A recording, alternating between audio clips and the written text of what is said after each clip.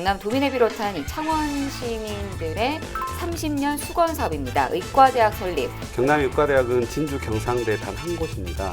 턱없이 좀 부족하다고밖에 할 수 없죠. 부족함으로써 겪는 이런 불편함들이 있지 않습니까? 경남 의사회가 좀 거세게 반발을 하고 있다고. 그 의사협회 얘기를 들었을 때 명분이 없다 아닙니까? 이거를 거침없는 기자들이 모였습니다. 오직 경남 도민을 위해 속 시원하게 할 말은 하는 열혈 기자들의 100% 리얼 취재 뒷담화쇼 경남 기자회견. 이 뉴스에서 다 하지 못했던 숨은 뒷이야기들까지 낱낱이 속 시원하게 털어드리겠습니다. 자, 먼저 기자회견장으로 모인 분들 소개해드리고 넘어가야 되겠죠.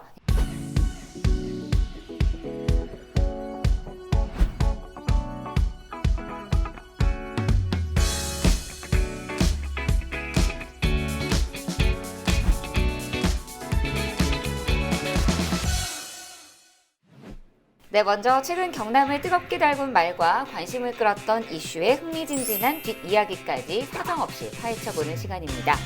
기자회견이 뽑은 언박싱 순서죠. 오늘은 어떤 분이 소개를 좀 해주셨을까요? 네, 오늘 제가 준비했습니다. 오늘 소식은 이제 동물을 좋아하시는 분들이라면 좀 경악을 금치 못할 소식인데 일단 화면 보고 말씀하도록 하겠습니다. 도심 주택가에서 도구를 이용해 절단한 것으로 추정되는 새끼 고양이 사체가 발견돼 경찰이 수사에 나섰습니다. 경찰에 따르면 지난 26일 오후 4시 30분쯤 창원시 의창구 봉곡동 한 주택 마당에서 새끼 고양이 사체가 발견됐다는 신고가 접수됐습니다. 발견된 고양이 사체는 머리와 앞다리 2개, 뒷다리 1개 등입니다. 제가 이 토픽이 딱 올라왔을 때, 너무 잔인하다. 보기 싫다. 약간 이 정도 수준까지 왔었거든요, 제 감정이. 근데 최근 들어서 경남 도내에서 고양이 사체를 좀 잔인하게 훼손한다거나 이런 일들이 좀 많은 것 같아요. 저만 느끼는지 모르겠지만. 우선은 지금 화면에서 본 사건을 조금 먼저 얘기를 하면 고양이 사체가 머리, 그 다음에 앞다리 2개, 그 다음에 뒷다리 하나. 그러니까 몸통하고 뭐 꼬리나 뒷다리 하나는 빼고, 그러니까 그 부분 이제 머리 부분하고 이렇게 토막을 내 가지고 이렇게 사체가 이제 발견이 된 사건이죠. 그 이제 절단면 상태로 보면 이제 일부러 절단한 게 이제 그것도 이제 사람이 특정 도구로 그런 것으로 이제 추정이 되는데 사체 그걸 이제 농림축산검역본부에 부검을 의뢰할 수가 있대요. 네. 그래가지고 경찰이 현장을 직접 비춘 CCTV가 없으니까 그 주변 CCTV를 전부 조사를 해서 혹시 이제 특이 동향이 없는지 동물보호법 혐의로 용의자 지금 추적 중에 있다고 합니다. 네, 그래서 고양이 이제 사체 같은 경우에는 최근에 또 빈번하게 사고가 발생을 하고 있는데 지난 6월 마산 교방동의 주택가에서도 이런 일이 한번 있었습니다. 이제 길고양이에게 음식을 주는 이제 부부가 있었는데 이제 최근에 그 어미 고양이가 새끼 고양이를 낳았다고 합니다. 그래서 그 낳아서 계속 밥을 챙겨주는데 어느 날 갑자기 이제 고양이가 너무 울어서 나가 보니 이제 밥을 주는 그릇에 이제 절단된 그 새끼 고양이의 다리가 있었다라고 주장을 하시더라고요. 그리고 제보자 같은 경우에도 너무 놀래서 이제 경찰에 지금 신고를 한 상황이고 그 이후로 지금 길고양이한테 밥을 주는 것도 지금 중단을 한 것으로 지금 알려져 있습니다. 아무리 이게 참 동물이라고 하더라도 말 못한 동물한테 그래서 어째 그런 일을 하는지. 그리고 어미 고양이한테 새끼 고양이의 사체를 줬다는 거잖아요. 그러니까요. 밥 그릇에다가. 그게 정말 진짜 이거는 아닌 거죠. 이게 그러니까 그게 약간 충격적이기도 한데 경남에서도 갑자기 몇 달 사이에 이런 일들이 막 몰려서 발생을 했다? 저는 이렇게 보고 있거든요. 예, 도내 도처에서 지금 훼손된 고양이 사체 발견된 게 단기간에 갑자기 이제 많아졌거든요. 그래서 이걸 범죄 심리 전문가들이 특정 연령대에서 어떤 특정 성향을 가진 사람들이 사회적 또는 집단적으로 유행하는 현상일 가능성도 높다 이렇게 진단을 했거든요. 그러니까 어떤 1인 범행이 아니라 마치 유행처럼 훨씬 위험한 상황이 될 수도 있는 거죠.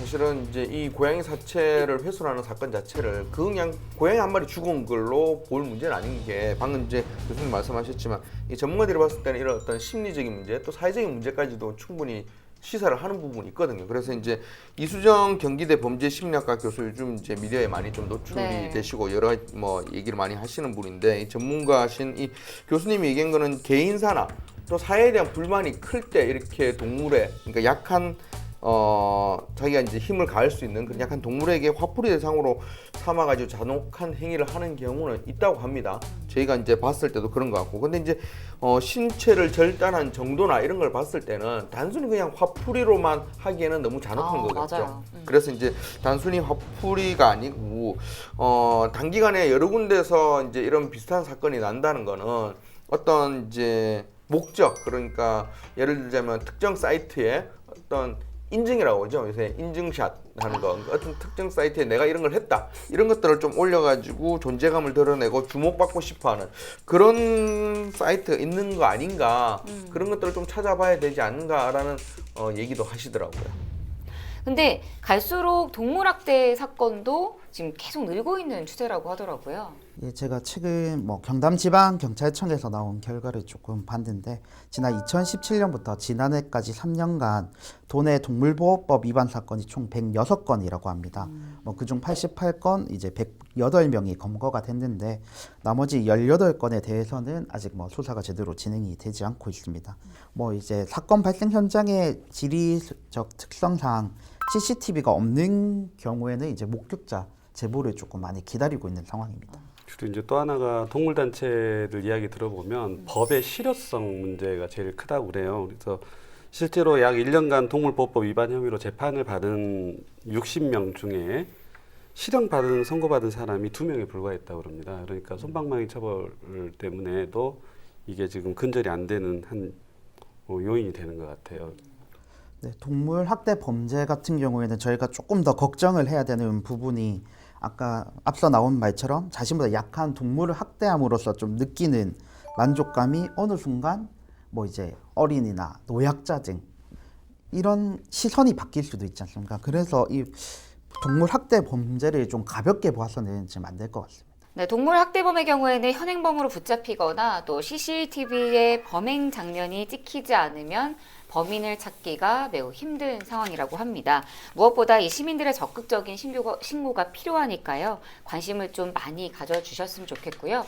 또 솜방망이 처벌이 아닌 이 처벌 수위도 좀 높아져서 뭔가 경각심이 좀 들게끔 하는 사회적인 문제 해결 방법도 좀 필요하지 않을까 생각이 듭니다. 네, 경남의 다양한 이슈들과 숨은 뒷이야기들까지 시청자 여러분들이 궁금해하는 모든 것들을 100% 풀어드리겠습니다. 이슈 썰앤썰 시간이죠. 오늘은 어떤 이슈가 기다리고 있을까요? 먼저 화면으로 만나보시죠. 정부가 의과대학이 없는 지역에 의대 신설을 추진하면서 창원시도 유치전에 나서고 있습니다. 전국 100만 이상 도시 중 유일하게 의대가 없는 창원은 보건 의료 체계와 의료인 양성 인프라가 열악해 주민들이 서울과 부산 등 대도시로 원정 진료를 떠나는 상황입니다. 네, 드디어 다시 이제 좀 이슈가 되고 있죠. 경남 도민을 비롯한 이 창원 시민들의 30년 수건 사업입니다. 의과대학 설립 요구가 지금 뭐 코로나19 사태뿐만 아니라 여러 가지 상황이 좀 늘어나면서 좀 절실하게 좀 되고 있는 것 같아요. 그러니까 최근 이제 보건복지부에서 향후 10년간 인력 4,000명을 정원하고 그다음에 공공의대를 만들겠다 이렇게 지금 방안을 밝혔거든요. 사실은 이게 정치권에서도 선거 때마다 이슈가 됐었습니다. 이제 우리 지역에 의대를 맞아요. 만들겠다 이렇게 얘기했는데 뭐 그게 쉬운 일이 아니다 보니까 번번이 이제 되지 않았는데 이번에 이제 기회가 뭐 좋다면 좋은 거죠. 이제 코로나19로 해가지고 공공의료, 그다음에 의료에 대한 어떤 그런 수요나 이런 것들은 이제 조금 확인을 하면서 이제 인력을 좀 늘려야 된다는 공감대가 형성되면서 지자체 그리고 정치권에서 같이 이제 여론을 만들어가지고 이 경남 지역, 특히 이제 창원 지역에 의대를 만들자라는 이제 이런 여론이 지금 확산되고 있는 상황입니다. 지금 통계적으로도 보면 경남이 지금 334만 인구인데 네. 경남 의과대학은 진주 경상대 단 한 곳입니다. 네, 그 많은 분들이 좀 오해를 하시는데 인제대에 있지 않느냐? 맞아요. 인제대는 부산에 있어요. 그렇죠. 네, 의대가 부산에 있기 때문에 이쪽에다 맞아. 인력 공급을 지금 못하는 실정이고, 그다음에 약대와 치대, 한의대도 없고, 그래서 의료 인프라가 굉장히 열악하고 경남과 비슷한 곳을 비교를 해보면 340만 인구 가진 대전 충남에 5개 대학이 의대를 가지고 있고요. 인구 340만인 부산이 4개 대학을 가지고 있습니다. 그래서 좀 열악한 건 굉장히 맞습니다. 열악합니다. 근데 또 심지어 인구 규모가 작은 지자체에서도 이제 광역 단체에서도 이런 현상이 좀 나타나고 있는데요. 뭐 181만 명의 전북 같은 경우에는 2개 대학에서 그리고 153만 명의 강원에서도 4개 대학이 지금 그 의대가 지금 있는 상황이고 이제 100만 이상 도시 가운데에서는 뭐 의료 인력 양성 기관이 없는 곳은 창원이 유일한 상황입니다. 뭐 창원의 인구수와 비슷한 울산에도 뭐 울산 의대가 있고 전국적으로 봤을 때도 좀 낙후된 좀 의료 인력 양성이 아닌가라는 생각이 듭니다. 그러니까 지금 이제 경남 지역 전체로 봤을 때는 의대가 없는 건 아닙니다. 진주에 경상대가 있고 경상대 의대가 있거든요. 그러니까 경상대 의대가 있기 때문에 의대가 아예 없진 않는데 지금 의대 입학 정원이 지금 한 해 76명이라고 76명. 76명에 불과하고 그만큼 작다는 게 수치로 나오는 게 2018년 기준 인구 1000명당 의사 수가 OECD 기준은 한 3.5명. 근데 우리나라 같은 경우는 2.4명이고 경남 같은 경우는 1.6명이거든요. 턱없이 좀 부족하다고밖에 할 수 없죠. 최근 조금 정정드릴 부분이 이제 2019년 기준으로 우리나라 같은 경우에는 전국 2.8명이고 경남 같은 경우는 2.4명입니다. 그래도 실제로도 마찬가지로 전국에 비해서 못 미치는 상황이 이제 같은 맥락이죠. 근데 사실 의사 수가 뭐 부족하다 안 부족하다 이 단면적인 문제는 아닌 것 같아요. 왜냐하면 의사 수가 부족하게 되면 결국 거기에 대한 어떤 안 좋은 일은 저희가 다 당할 수밖에 없지 않을까 이렇게 보고 있거든요. 뭐 의사 수가 부족하다 해서 의료의 질이 떨어진다, 크게 떨어진다고는 생각이 하진 않습니다. 아닌데 그래도 부족함으로써 겪는 이런 불편함들이 있지 않습니까? 뭐 저 같은 경우도 예전에 그 할아버지께서 경남 지역에 밀양 쪽에 살고 계셨는데 항상 간단한 진료를 받으려고 해도 부산까지 오셔야 됐거든요. 맞아요.